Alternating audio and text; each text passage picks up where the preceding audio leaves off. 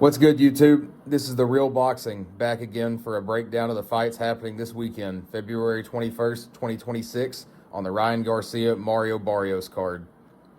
First up, we got Gary Antoine Russell versus Andy Hiroka.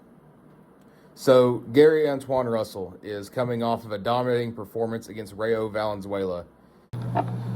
Gary has great hand speed, looks to be out on the front foot, coming forward at you. Very powerful shots. Strong, great athlete. Footwork is decent. Throws lots of combinations. I wish he would use his jab a lot more, like his brother said in the Rayo fight. He looks really good when he gets it going. By the way, his brother, Gary Russell Jr., is probably my favorite trainer in the sport right now. My only issue with Gary is that he gets hit a little too much. Gets a little too careless on the defensive end when trading shots. And like I said before, if he doesn't get the jab going, with a guy like Hiroka, he can't get too careless or he can get hurt in this fight. For Andy Hiroka, good footwork, very active jab, good distance management, good power, takes unique angles on his shots, and he's going to be coming right at you most of the time.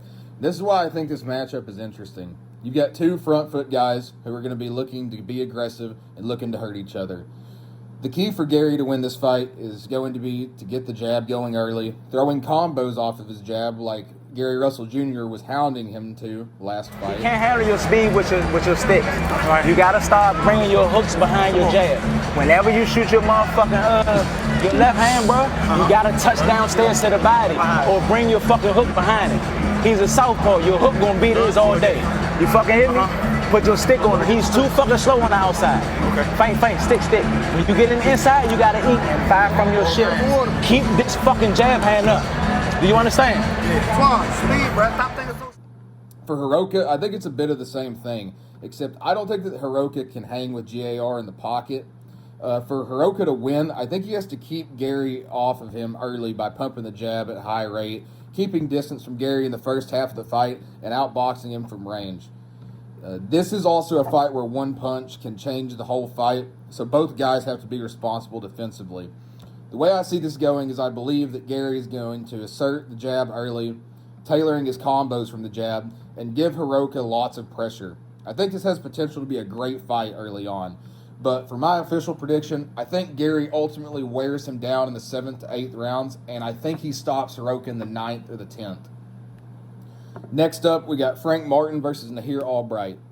Frank Martin coming off of a massive KO win of Francis Bartholomew, and a candidate for knockout of the year. Also in the fight before that, I thought he gave Tank Davis a good fight until he was ultimately put out.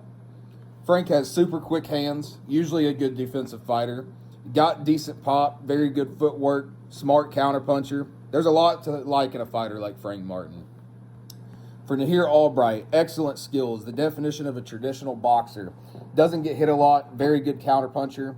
He has the ability to jab nearly anyone's head off if you give him the opportunity. He doesn't have very much power, but at the same time, and look, I know Martin just put Francis's lights out, but I don't think Martin has a ton more power than Albright does. But Martin does have the ability to hurt Albright. I look for it to be a boring but close fight early. Albright looking to establish range with his slight reach advantage, getting his jab out there early and looking to outpoint Frank from the outside, and then create counters from the outside. But in this fight, he needs to be cautious about getting caught coming in. I don't think this is a fight Albright wins on the inside. He's got to be smart and keep this fight at range and pick off Frank with clean, effective countering. For Frank, he's got to get going early in this fight and not get lulled to sleep, as I think he has a tough challenge in front of him. I think he has to force this to be a pocket fight and bait Albright to come into trade, as I think he wins the battle from the pocket within.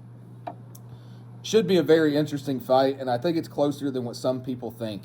I have Nahir Albright winning by decision or Frank Martin by a 5th or 6th round stoppage, but my official prediction is going to be Albright by decision. I really like the odds on Albright, so if you agree with my outlook, it would be something to look into. Not necessarily a fight I'm super confident for either guy, though. Next, for the co-main, we got Richardson Hitchens versus Oscar Duarte. For Richardson Hitchens, he's coming off of a stoppage of George Kambosos. Hitchens has got a very good jab, good footwork, solid fundamentally. To me, he's a guy who's your traditional balanced fighter. If he can keep you at range, Richardson Hitchens can give you a tough night. back foot's where he wants to live at, out jabbing and out pointing you all night. One thing I don't think that Hitchens likes very much, though, is pressure, as we've seen in the Limos fight. Limos gave him all he could handle and gave him a tough, close fight, and I think Limos could have potentially taken that fight. And that's where you get to Oscar Duarte. Oscar is aggressive, always coming forward. Guy's super strong. He wants to get you on the ropes rather than be a center of the ring type of guy. He doesn't take as many shots as you would think fighting the way he does. Has the ability to be slick, but ultimately wants to be the guy that gives you relentless pressure until you give in. Hitchens is one of those guys where his goal is to make you fight his fight at his pace and dictate every aspect of the fight. And that's where a guy with relentless pressure like Limos gave him issues. And I'm not sure how well he adapts and makes in-fight adjustments when things aren't going exactly to plan and how he wants them to go. Oscar has the ability to give you a ton of volume if you let him in, and I can see Hitchens having some issues with that.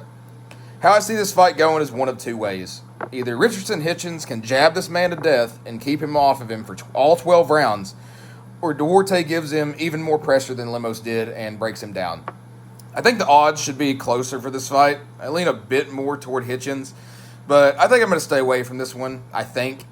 If you absolutely wanted to bet this fight, I would probably just take the over. Finally, we've got Ryan Garcia versus Mario Barrios. You've got two guys fighting here that, in my opinion, are the definition of up and down. Roller coaster, whatever you want to call it. Both of these guys were an absolute mess to tape. For Mario, some things he's got going for him. He's the bigger guy.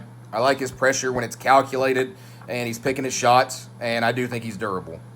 And I think he has the ability to hurt Ryan. He's frustrating to watch because right when it seems like he's got things figured out, he gives you something to critique and kind of scratch your head at. I liked his performance against Tank Davis until he got put away, but it seems like Mario in every fight he's in, it's close. He gets hit way too much, and I think part of it is because his feet seem to be submitted to the ground so often. His last few fights, like I said, have been frustrating. You have 2 draws in a row and not very good performances in the Abel Ramos fight and 47-year-old Manny Pacquiao fight. I also think he gave way too much respect to Manny in that fight. To me, I like Barrios as a person. I think he's entertaining. I just think he's not the best world champion with all due respect. Now, for Ryan Garcia, he's a guy who relies on his hand speed and power a lot, like everyone knows. He's an extremely fast twitch-gifted fighter with a decent jab and who is extremely explosive. He's not a very active fighter most of the time, looking to land that one shot to hurt you and put you out. I wish he would get behind his jab more. I wish he would also fight at range a bit more. But that being said, Ryan has a lot of flaws in his game. Footwork needs a lot of work. He gets caught off balance way too much. He's relied on his athleticism way too much, in my opinion, and it's got him to where he is. But he's got to be sharper in all other aspects if he wants to keep competing at a high level. There's holes to his game, but at the end of the day, can Ryan just out-athlete Mario and catch him? I don't know. Mario's got a pretty good chin. Ryan's last few fights have been strange, as he got beaten soundly by Tank Davis. He gets the win that later turned into the no contest in the fight with Devin Haney, and then takes a loss to Rolly Romero. So I'm in the same boat with both of these fighters, and what I mean by that is I'm not sure how both guys will look coming off their last few performances. I do think Barrios will come ready to fight, whereas with Ryan, I don't think you can rely on hoping that he had a great camp. Ryan's out-of-the-ring stuff is very frustrating to watch, being with the positive tests and all the nonsense that seems to happen around him. Can you really trust Ryan to be locked in? I do think that if Ryan's been on his usual bullshit, then Barrios can win. And if Ryan is actually locked in and possibly, allegedly, on the juice again, I absolutely don't support alleged cheaters in boxing, and I never want to make it seem like that. But if you had to make me pick a winner in this fight, I'm leaning toward Ryan Garcia. I just think that Mario is going to be right there for him to hit, and I think Ryan has the ability to put him out. He can come forward and try to cause Ryan hell on the inside, but he can't get caught. And I've just seen Mario take way too many punches in the years that I've watched him. And this is one of those guys that you can't do that with. The last thing I want to say before ending this, I am a fan of boxing, not fighters. So I try to look into this without bias to the best of my ability. Pick whoever you want to in this fight or in any of these fights. I can see a path for both guys. Might stay away from this fight. A thought I might add from a money standpoint, I think it makes sense for boxing to push Ryan to win this fight to set up the Haney rematch. And with Mario having 2 draws in a row, I don't know how many more chances they'll give Mario as champion. Just something to think about. My official prediction is Ryan Garcia to win by KO or stoppage. As always, I'm going to attach in the description and put up here on screen the channels that I like to watch that will give you a lot of good analysis, breakdowns, and just overall good boxing content. So go and subscribe to these guys and tell them I sent you there. My next video, I'll be ranking the top 5 fighters in every weight division. So be on the lookout for that. Think about dropping it here in a couple days. That being said, this is the Real Boxing Channel. Looking forward to a great weekend of boxing, and always remember to keep it real. God bless.